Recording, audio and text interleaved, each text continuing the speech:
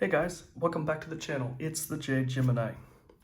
Hey, today I actually wanted to go ahead and bring you a video I'm super excited to make. One I've actually been wanting to get out for a long time.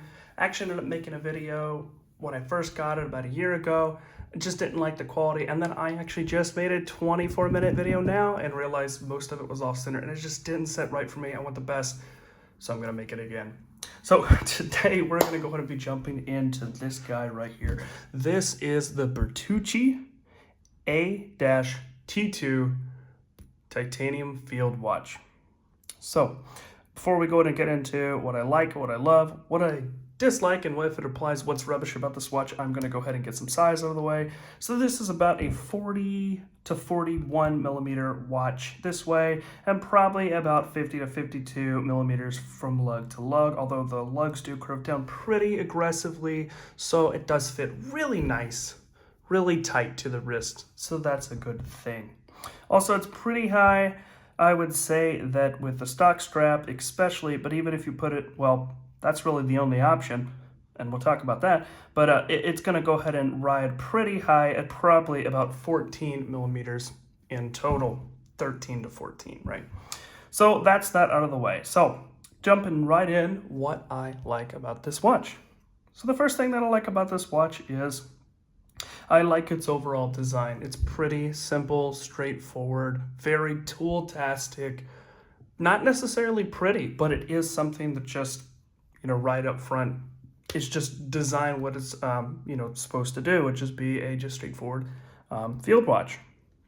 The next thing that I do like about the watch is it has this nice little signed crown, as you can see here. So just a little nicety, something that's added on to the watch itself, that makes it unique instead of just having a flat crown. I like that kind of thing, those little tiny touches to the watch. The next thing that I do like is the easeability of reading this watch. It comes with these really nice, crisp, printed indices. They don't have indices because it's not, but yeah, printed numerals, as well as the indicators of the seconds and minutes on the side. All the scripting, really nice. As well, I really like this sort of military tool-tastic, inscription, like this towards front towards enemy, type thing like that. So you see it says Bertucci, the model, the case. They're DX3 technology, which they say is built into the case, as well as even the movement to be ultra shock absorbent and resistant. You also see some information about the battery and some of the stats and their little cool, little cute dog logo down there below as well. So really cool. The other thing, and why I took off the watch strap, is I really like the strap that it comes with. It's one of the best Zulu straps, and it's also milspec certified, so it's like the real deal. You have this little Bertucci nicety right here. These hardware that is really nice. Shh, hush. Sorry, dogs. So these titanium or probably steel, but still very nice hardware.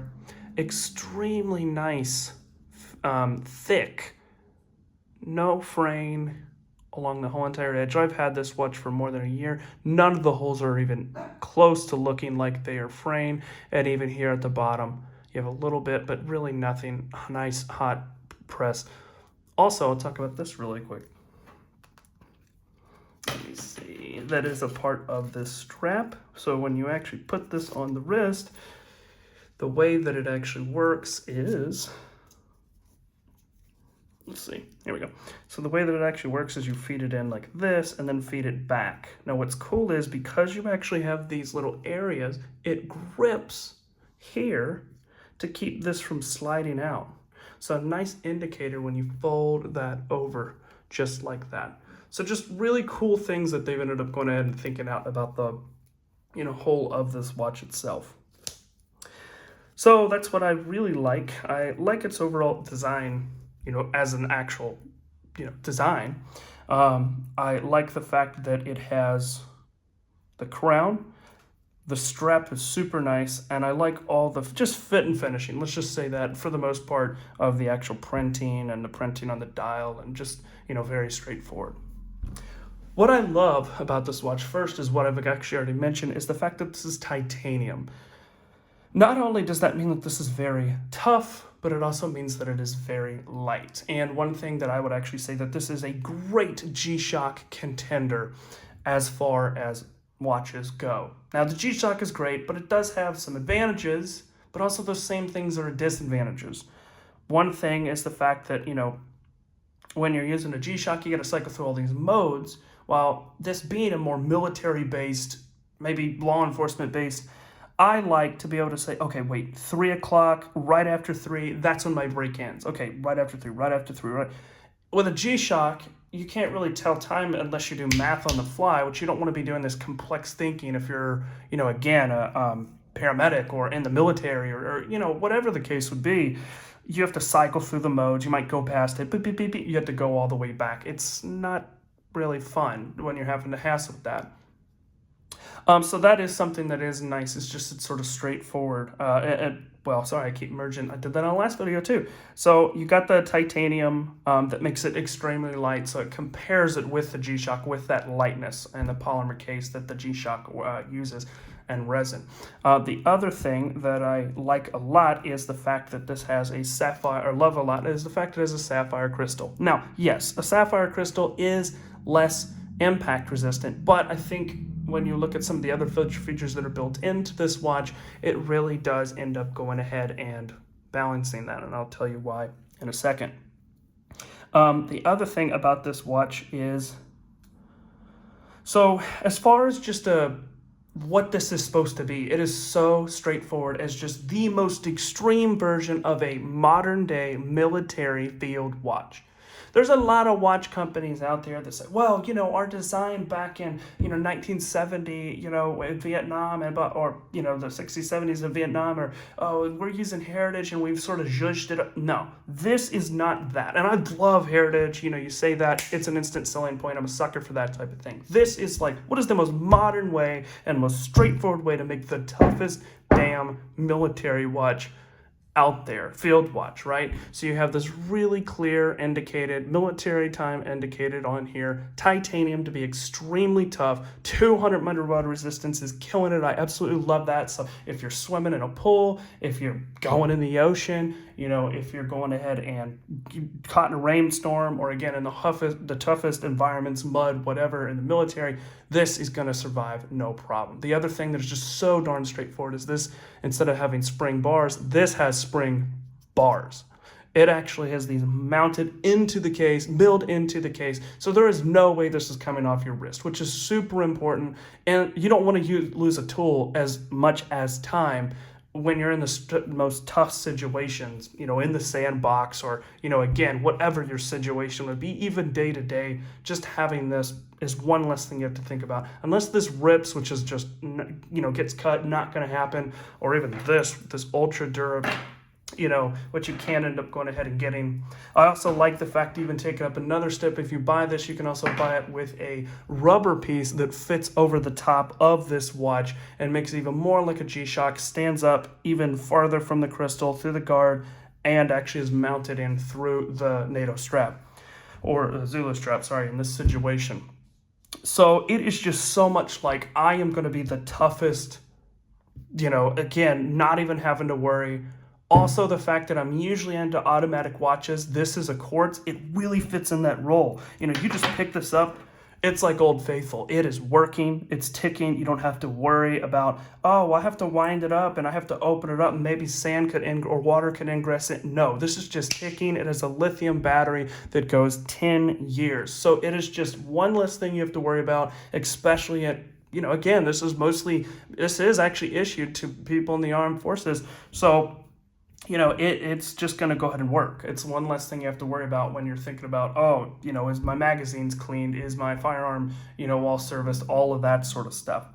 The other thing is that with this watch, it takes a standard battery. So if you do have to get it back in action, it's not going to be insanely hard to find a way to go to do that, or send it off somewhere. It's just minutes in, minutes out. Also, what I was talking about, is actually a raised bezel that is very high. So if you hit this and with it being rounded, hopefully it just bounces off or hits this and stops instead of actually touching that sapphire, which makes it just extremely strong to be able to go ahead and be durable. And again, just last. So it's like they've thought about all this thing about shock resistance, as well as these insanely chunky lugs that also guard the screw down crown here. The screw down crown also not only has steel threads so it doesn't wear out with the titanium, but it also has a big thick rubber gasket right there. So they've really ended up going ahead and thinking of what is a way we can modernize and just make it as straightforward as possible, a real hardcore tool. That's why I just love this watch, and why normally with quartz watches, I'm not the biggest fan. You know, I'm always going for the automatic, but this, it just has a soul because it's so just pointed towards being a darn tool, nothing else. You know, it's not pretty, it's not luxurious. That's the thing I love about this watch overall. It's light, and it's just straightforward design, it's strength. There are some things I don't like about this watch. It's not absolutely perfect. So the first thing is that with this being titanium, it does show wear pretty easily. Now, I'm a big fan of titanium. I love titanium frame locks, pins, flashlight. You know, it comes with that sort of EDC thing that you just sort of start comboing. So if you're getting this to say, not that this is a Rolex that you're gonna flex like that, but again, we all do it. Oh, Titanium Tuesday, so cool, blah, blah, blah, right? If you were getting this and you're gonna be so anal about the scratches and everything, especially when you even put the rubber on and you take it off, there's all these little snail trails that come along here. Something to keep in mind, maybe not be the watch for you. Again, I think after you get over that first or second heartbreak of the scratches and you start getting them all over the place, it looks kind of cool, it looks kind of rugged, right? When necessarily on my Alpinist, when I see scratches everywhere, that really bugs me. Going on to the next thing, with the Alpinist, it comes with a terrible strap. This is a great strap, but there's a couple problems about the strap. Because it has sort of the magic of these spring bars that are integrated in, you can't put a normal strap on here. So it is always going to stick a little higher off the wrist. Now, luckily, because of this sort of rounded off dome and these rounded off lugs, that once you cinch this down, it hugs pretty tightly to the wrist. But again, it is something that you do have to be aware of. The other thing is, this thing is a little picky with straps. Because it is so tight with these bars, when you put it in, the strap almost kind of wants to go like this. So when you do put it on, it sort of rounds off unless it's a really soft material. And it's one of the watches that it's a little finicky with straps. You really have to kind of try it. I think, and I'm probably going to try to pick up one of the Blue Shark pajama straps that are stretchy, or sort of your NDC Marine Nationale type straps that are elastic. I think that this would really ended up going ahead and soaring with this. But again, I put a pearl on this. It just kind of felt a little weird the way it mounted because the lugs are so far out. With the thicker material, it works, but with the thinner stuff, it goes straight down. It just feels weird. I digress. So that is one thing to go ahead and keep in mind, is the that is going to go ahead and wear pretty high, and that it wears a little weird, as well as it picks up scratches. The next thing is that the hands don't interface perfectly with the markings, which again isn't a big deal. It's to be expected. This uses a sort of tougher.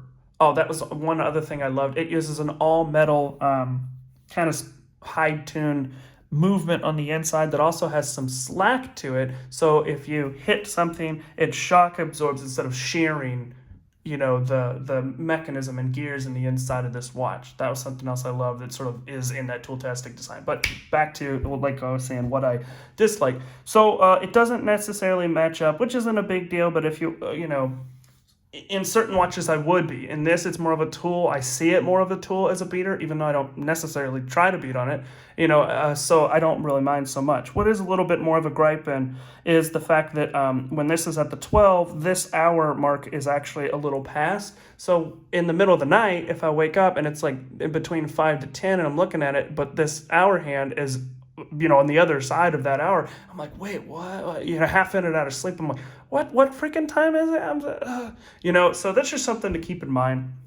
The Darn it, I keep thinking of things that I love too. Sorry. The lume's actually really good on this guy. Some people complain about it. This says it's Swiss Luminous. I'm pretty sure it's Luminova. It's one of those looms that if you step outside for a second, go in, come into a medium dim room, the loom will actually end up being lit up. I have my glycine, which I absolutely love, but the loom on that guy, Osram, the loom on that guy actually, you have to be in the dark and your eyes adjust to see it. Well, this is right under a Seiko, I would say, with the their brightness that they end up having. I know the name, just can't think of it. It's not really important at this current point. So that's one thing, is the hour hands and minute hands don't necessarily mark. Also, we've been kind of spoiled by Seiko. When you change the date, you kind of have to really crank on it before it moves over to the next one, and it's pretty slow and kind of mushy, so you really have to make sure it's in there before sealing the crown back up and everything like that. So something else to keep in mind.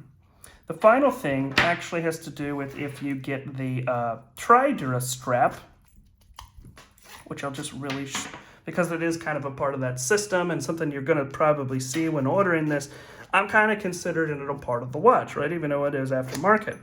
So this Tridura is ultra super strong, even stronger than the NATO.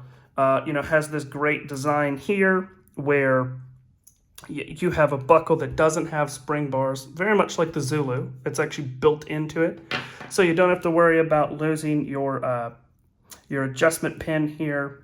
So that's really nice. Also, it's kind of stiff, so you can wear it loose, but because it's this grippy sort of urethane-y, rubbery nylon material, one, it doesn't absorb moisture at all like rubber. But also, you can wear it really loose, but it's kind of stiff, and because it has these ridges here, and this is actually a strap made in the United States too, so that's, always a bonus to support the home team, but it doesn't move, even though it's loose, right? So that's kind of cool. The problem is it came like this. What is that? This was added on by me. I took paracord, gutted it, cut it, melted the ends, and then I slid it over the whole entire length of the watch to actually make a keeper. So in the long haul, if you make this, for most people, I mean, even if you're on this hole, this is going to be sticking, flapping around. Just not a good design. Didn't come with a keeper, and you either have to buy one, or in my case, I made one. Although it is cool that it has Bertucci there.